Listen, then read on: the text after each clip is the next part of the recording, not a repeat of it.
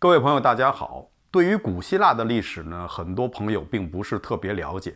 但是呢，如果提到一场战争——特洛伊战争，提到特洛伊木马，那么大家应该是不会觉得陌生。大家看过电影《木马屠城》，这部电影基本上是基于特洛伊战争的历史版本。除了历史版本以外，关于这场战争还有一个更为精彩的版本，就是古希腊神话版本。这场战争呢，是发生在公元前的12世纪。无独有偶，在世界的东方，在中国，在150年以后，也曾经发生过一场战争，和特洛伊战争有很多的相似之处。这场战争就是我们熟悉的武王伐纣。关于武王伐纣，也有2个版本，一个是历史版本，再有一个就是神话版本，也就是我们熟悉的《封神演义》。这2场战争啊，有很多的相似之处，比如说入侵者都被标榜为正义的一方，按照各自的神话版本，天上的神仙也都加入了不同的阵营，卷入了这场人神大战。今天呢，就想跟大家聊聊这2场战争。当然了，重点呢，咱们还是聊聊这场特洛伊战争。希望通过对这场战争的描写，让大家对希腊的历史、希腊的神话有一定的了解。关于希腊神话，我不想简单的说这个神怎么厉害，那个神怎么厉害，他们有什么故事。我更想让大家了解隐藏在这些神话后面的真实的希腊历史。好了，咱们言归正传，先说说特洛伊战争的神话版本。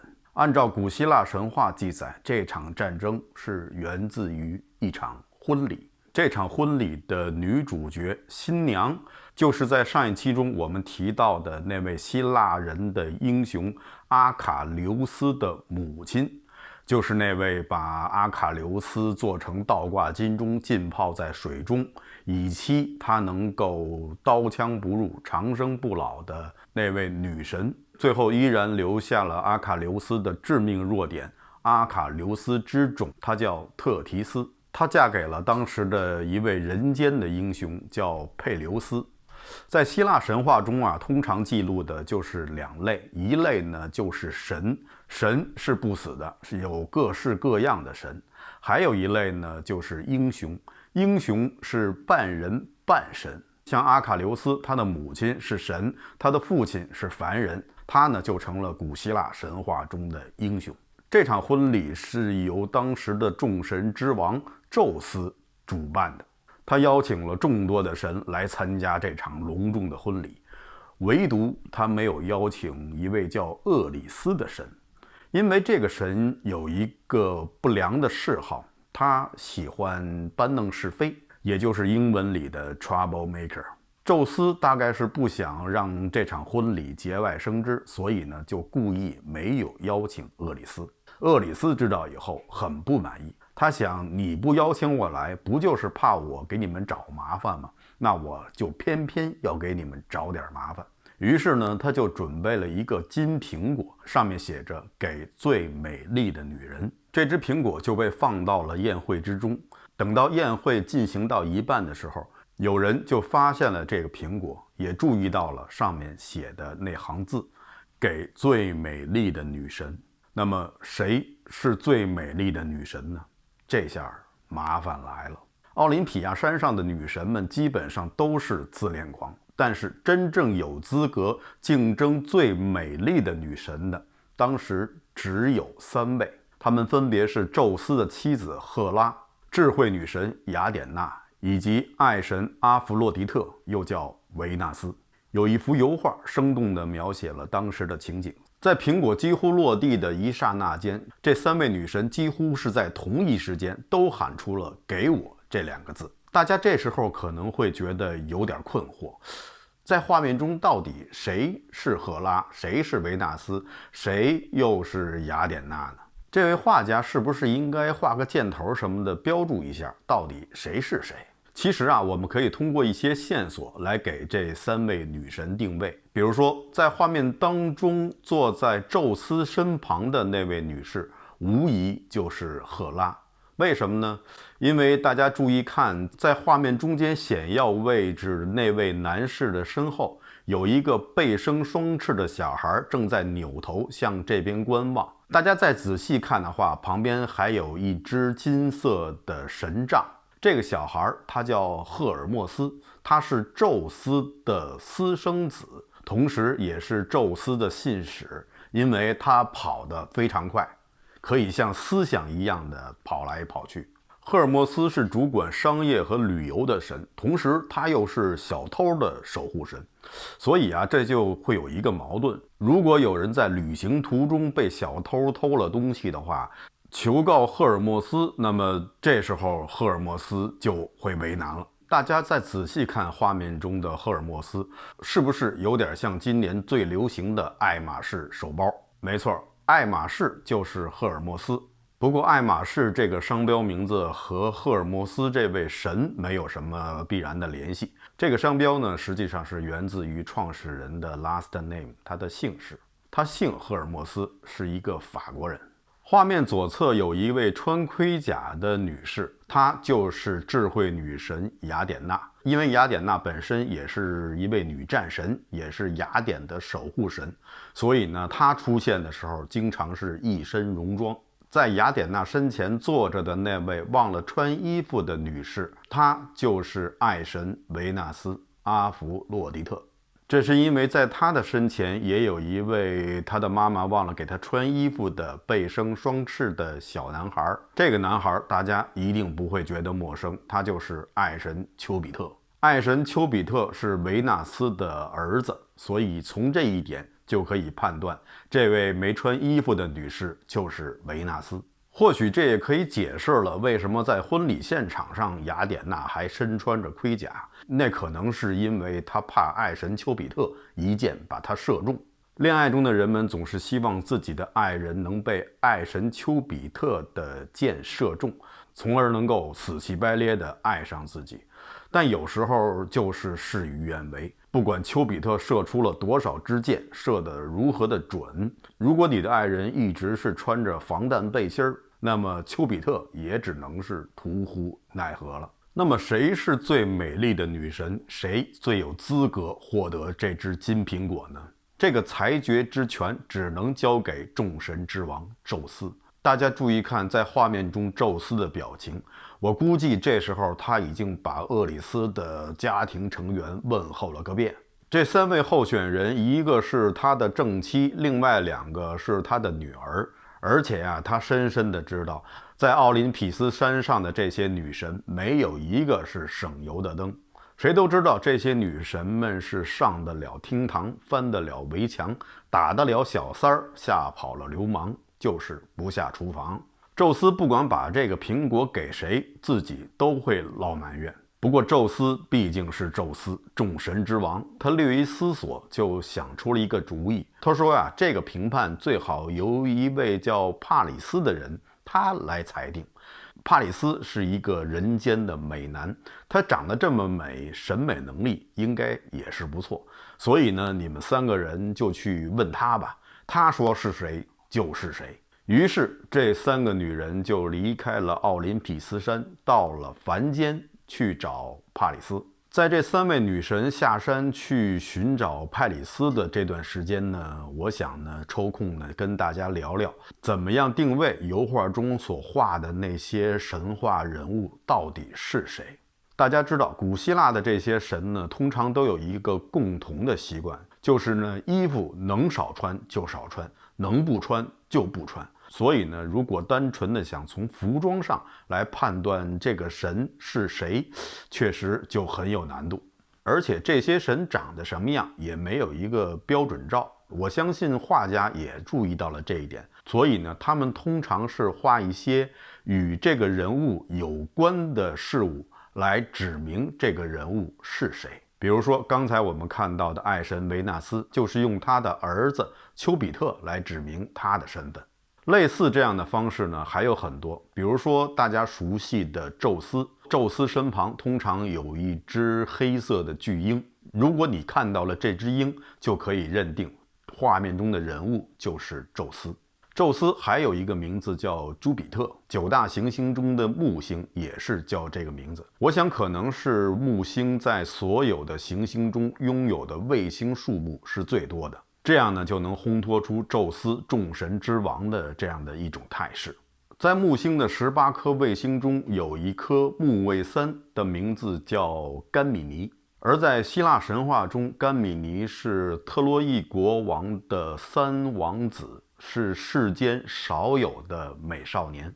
宙斯在天上就看到了甘米尼的漂亮的面庞，所以呢，他就化身成一只老鹰，把甘米尼劫持到了自己的身边，而且呢，还让他为自己斟酒。给他斟酒的这个工作，以前是他的女儿来承担的。而斟酒的那个水瓶就代表着水瓶座。在上一集中，我们提到了，在古希腊的社会中，那些成年的贵族有钱人，经常呢会找一些美貌的少年作为他们的情人，这是当时社会上广泛流行的一种风气。这种风气在古希腊的神话中也有很多的表现。比如说宙斯与甘米尼。宙斯啊，作为众神之王，他每天的主要工作就是四处留情。有一次啊，他看到一位叫欧罗巴的美女，他非常想占为己有。他先是让这位少女每天在梦里梦见一只白色的牛，然后他又化身成这头牛，在这位美少女的面前出现。美少女看到自己梦中的牛出现在自己的面前，不由自主的就骑了上去。这时候宙斯牛就开始狂奔，甩开了追赶他的人，然后把这位美少女放在了一个孤岛上，还派了一个巨人来看管。这个孤岛后来就被命名为欧罗巴，这也就是所谓的欧洲的由来。还有一次，宙斯又看上了河神的女儿，把这个女儿绑架了以后就马上跑，河神就在后面一直追，被追的宙斯有点不耐烦了，于是呢就发了一道闪电。我们以前提到过，闪电也是宙斯的化身之一。河神看到这道闪电就知道自己追的是谁了，他也知道自己不能再追了。这次劫持他女儿的不是一般的小流氓，是一个大流氓。宙斯的妻子赫拉也有一个吉祥物，是一只孔雀。所以呢，如果我们在画面上看到一只孔雀，那么她身旁的那位女士一定就是宙斯的妻子赫拉。好的，我们继续刚才的话题。三位女神很快就在特洛伊的一座山上见到了麦里斯王子。当时这位王子正在牧羊。好好的一个王子怎么混到这种境地呢？这是因为麦里斯在出生的时候就被认定他将来会给特洛伊带来灾难，所以他的父亲就把他放逐到了深山。三位女神见到了麦里斯，就把宙斯的话告诉他，并且开始在他面前宽衣解带，尽可能地展示自己的美丽。不知道为什么，很多画家都喜欢描绘这一幕的情景。从这些画面中，大家应该不难看出谁是谁。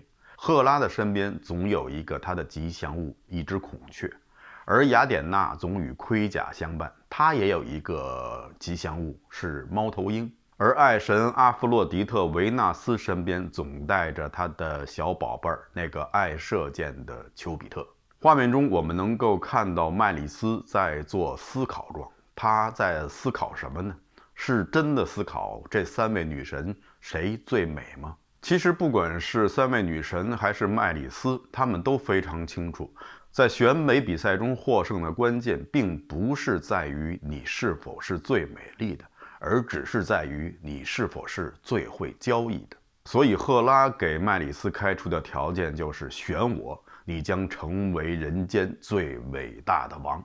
而智慧女神雅典娜的条件是选我，你将成为世界上最有智慧的人。而爱神维纳斯只是弱弱地说了一句，选我，你将娶世界上最美丽的女人为妻。麦里斯很快就做出了选择，就像我们有一位武打明星曾经说过，他不过是犯了一个全世界男人都会犯的错误一样。麦里斯做的选择也丝毫不出人所意料，他把金苹果递到了维纳斯的手上，然后还轻轻地说了4个字：“我要妹子。”那么谁又是世界上最美丽的女人呢？这里说的是女人，而不是女神。世界上最美丽的女人，那时候被大家公认的就是希腊第一美女海伦。据说海伦的美貌震惊了整个希腊半岛，希腊半岛各个城邦的国王都想娶她为妻。为了不至于因为争夺海伦而爆发各城邦间的战争，所以呢，这些城邦的国王们就订立了一份君子协定，不管是哪位幸运的城邦国王娶了海伦，其他的国王都不能去杀他，而且还要在他最危难的时候去帮助他。最后是希腊国王梅涅劳斯娶了海伦，爱神维纳斯也兑现了自己的诺言，他采用种种手段，最后帮助麦里斯从希腊国王梅奈劳斯手里诱拐走了海伦，把他拐到了特洛伊。梅奈劳斯非常的生气，于是他就找到希腊各城邦的国王，拿出当年的协议，说现在我的妻子海伦已经被特洛伊人拐走了，这是我一个人的羞辱，也是所有希腊各城邦的羞辱，所以你们要遵守当年的承诺，跟我一起去打特洛伊。就这样，希腊各城邦就联合起来，开始了为期10年的特洛伊战争。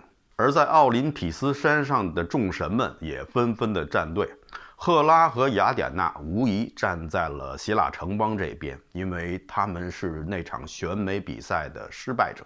和他们在同一阵营的还有狩猎女神阿尔特弥斯，以及赫拉和宙斯的儿子火神赫维斯托斯。而站在特洛伊这边的神的阵容也一点也不弱，他们有爱神阿弗洛狄特，又叫维纳斯，有太阳神阿波罗、战神阿修斯，以及经常拿着一把粪叉的海神波塞冬。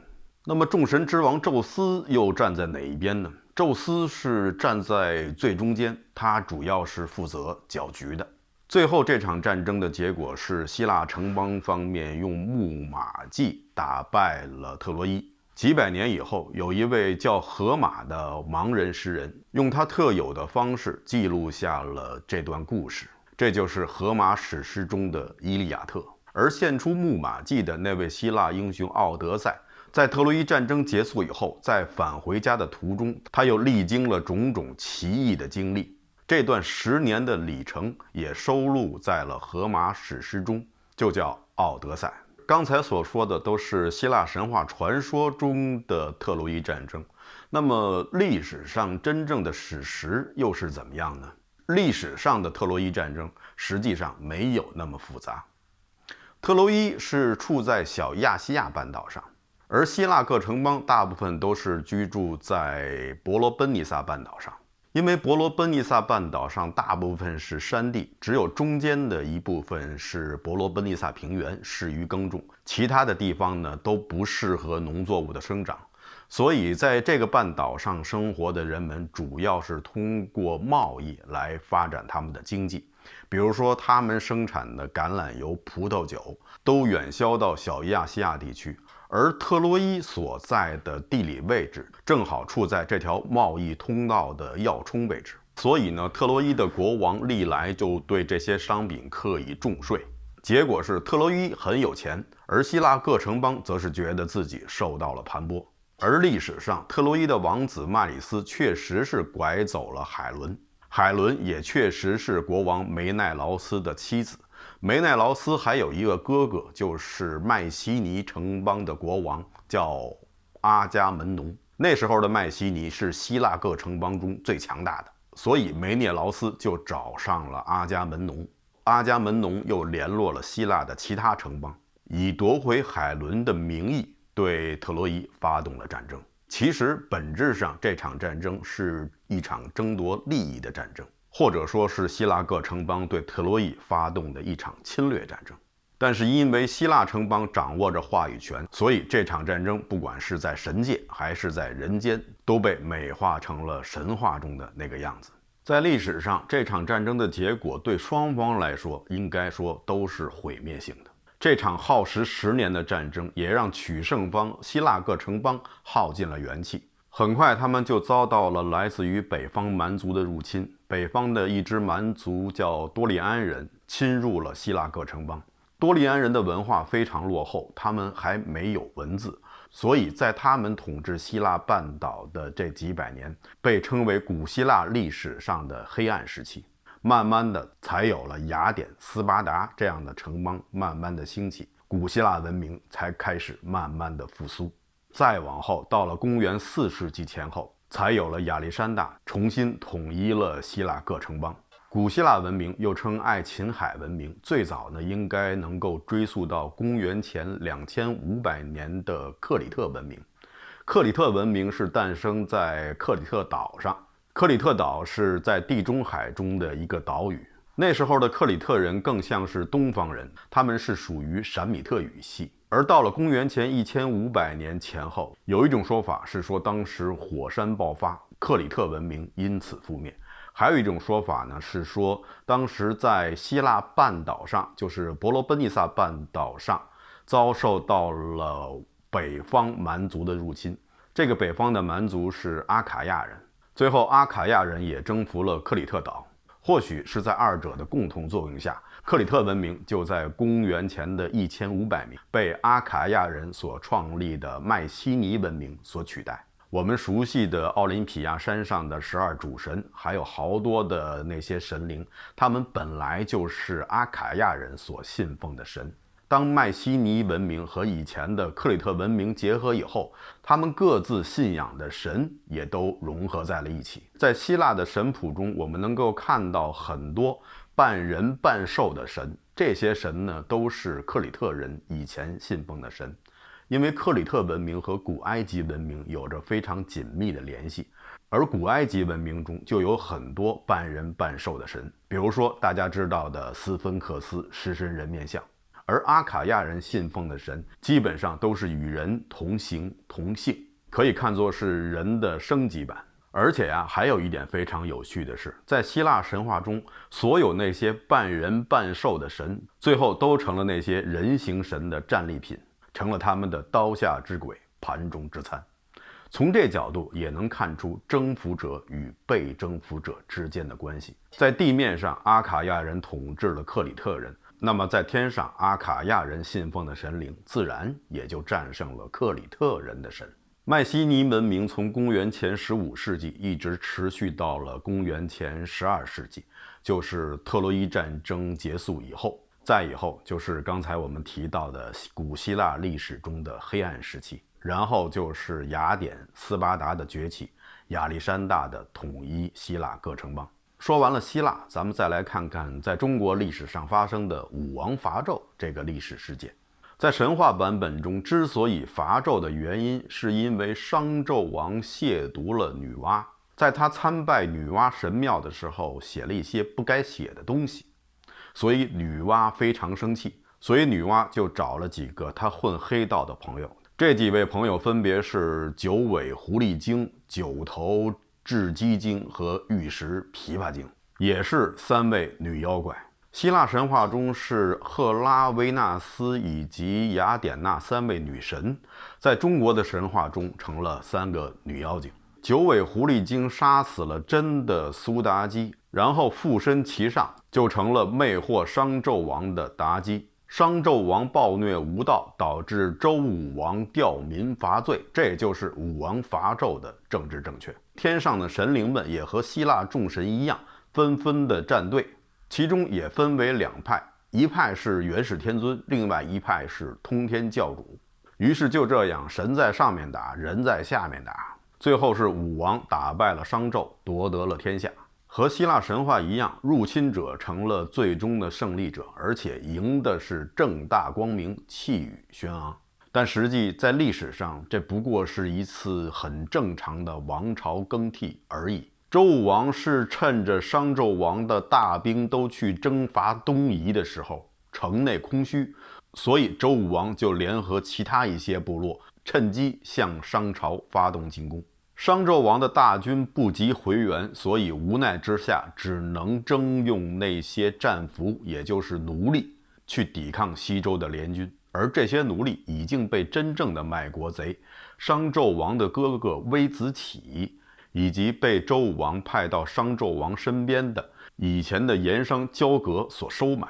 所以才会阵前倒戈，导致商纣王一败涂地。至于加给商纣王的那些什么宠爱妲己、残害忠良等一系列罪名，其实都是子虚乌有的。苏妲己在历史上确实是实有其人，她是苏姓部落酋长的女儿。